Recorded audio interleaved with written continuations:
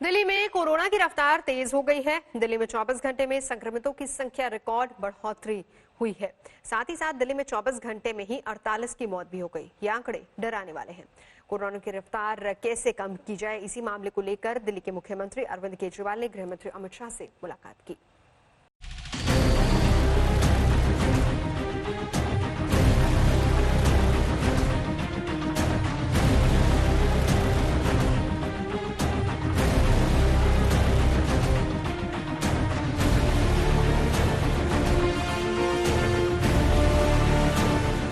Infect अगर हो जाता है और उसको लगभग 2 हफ्ते ठीक होने में लगते हैं।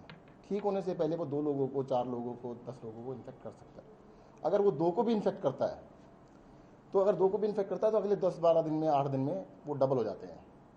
तो आज क्योंकि बेस ज़्यादा है, दिल्ली के अंदर लगभग 30,000 लोग पॉजिटिव हो चुके हैं। तो अगले हम एक्सपेक्ट करते हैं आने वाले 12-15 दिन में 30,000 केसेस और। दिल्ली के स्वास्थ्य मंत्री की इस आशंका के चंद घंटे बाद ही दिल्ली में कोरोना संक्रमण का जो आंकड़ा आया, उसने बता दिया कि आशंका दुर्भाग्यवश सच की ओर बढ़ रही है। दिल्ली में कोरोना का विस्फोट हुआ है। दिल्ली में 24 घंटे में अब तक के सबसे ज्यादा संक्रमित मिले हैं और तो और 24 घंटे में कोरोना से रिकॉर्ड तोड़ मौत हुई है। आंकड़े डराने वाले हैं, मगर देखिए 24 घंटे में दिल्ली में 1501 संक्रमित मिले हैं।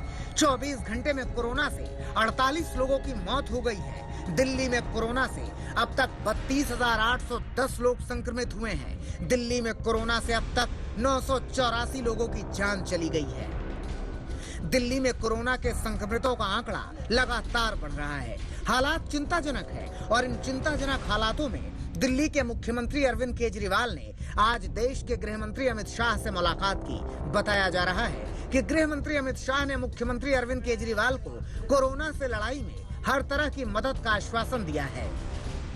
दिल्ली और केंद्र की सरकारें बार बार कह रही हैं कि कोरोना संक्रमण को रोकने की हर संभव कोशिश की जा रही है, लेकिन जिस तरह से लगातार आंकड़े बढ़ रहे हैं, उसने दिल्ली वालों के दिलों में दहशत भर दी है। तेजी से बढ़ते आंकड़े यही इशारा कर रहे हैं।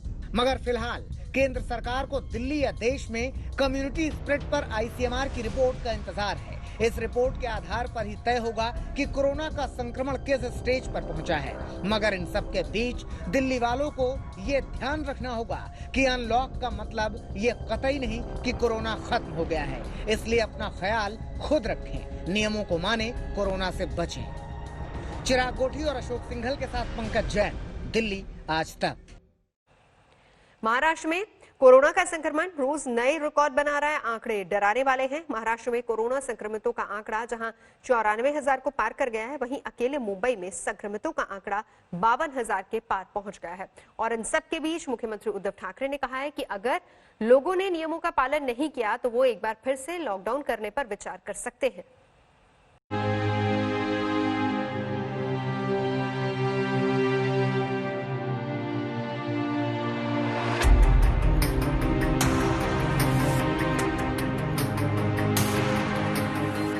अनलॉक एक होते ही मुंबई अपनी रफ्तार से दौड़ने लगी थी।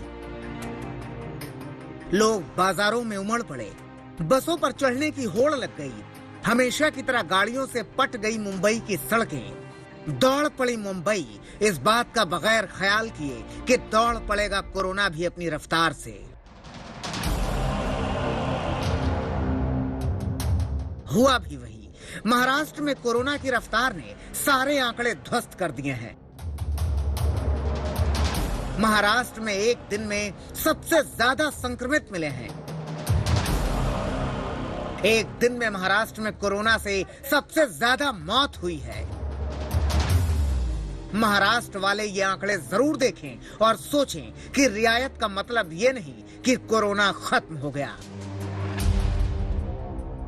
महाराष्ट्र में 24 घंटे में 3,254 संक्रमित मिले हैं। महाराष्ट्र में 24 घंटे में 149 लोगों की मौत हो गई है। महाराष्ट्र में कोरोना से अब तक कुल संक्रमित 94,041 लोग हो चुके हैं। महाराष्ट्र में कोरोना से अब तक 3,438 लोगों की मौत हो गई है।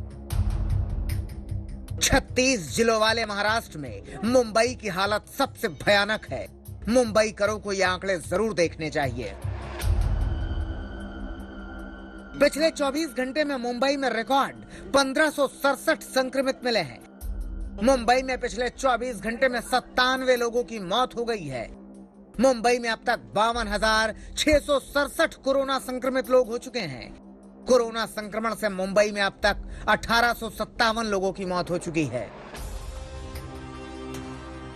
ये आंकड़े सिहरन पैदा करते हैं, खौफ भर देते हैं दिलों में।